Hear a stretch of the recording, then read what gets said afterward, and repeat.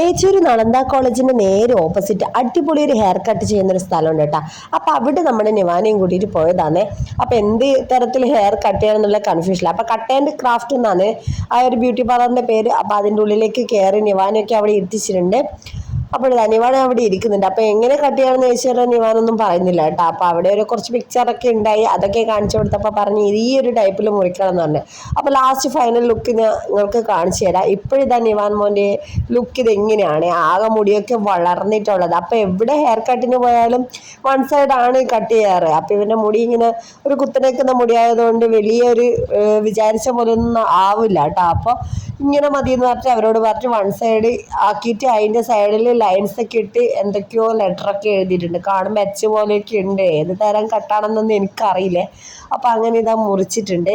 അപ്പൊ ഇവന് ഭയങ്കര ഇഷ്ടപ്പെട്ടു. അപ്പൊ വീട്ടിൽ നിന്ന് ഇറങ്ങുമ്പോഴേ പറഞ്ഞു അധികം മുടി കട്ട് ചെയ്യാൻ പാടില്ല, എനിക്കിങ്ങനെ മുന്നിൽ കുറച്ച് മുടി വേണമെന്ന്. അപ്പൊ ഭയങ്കര ഇഷ്ടപ്പെട്ടു. മുഖത്തൊക്കെ ഭയങ്കര ചിരിയൊക്കെ വന്ന് എൻ്റെ മുടി കുറച്ച് മുറിച്ചാൽ മതി എന്ന് പറഞ്ഞിട്ടാണ് വന്നത്. ഞാൻ മിലിറ്ററി കട്ട് അടിക്കും എന്ന് പറഞ്ഞാൽ അവൻ തീരെ ഇഷ്ടമില്ല. അപ്പൊ ഈ ഒരു കട്ട് ഇവന് ഭയങ്കര ഇഷ്ടമായി. അവന് ഭയങ്കര ഒരു ചിരിയൊക്കെ വന്നു കേട്ടോ.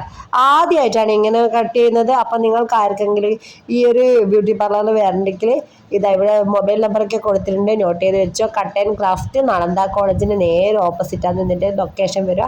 അപ്പം നമ്മുടെ നിവാൻമോൻ്റെ ഫൈനൽ ലുക്ക് എങ്ങനെയാണ്, നിങ്ങൾക്ക് എല്ലാവർക്കും ഇഷ്ടപ്പെട്ടിട്ടുണ്ടെങ്കിൽ ഒരു ലൈക്കും കമൻറ്റ് ചെയ്യണേ.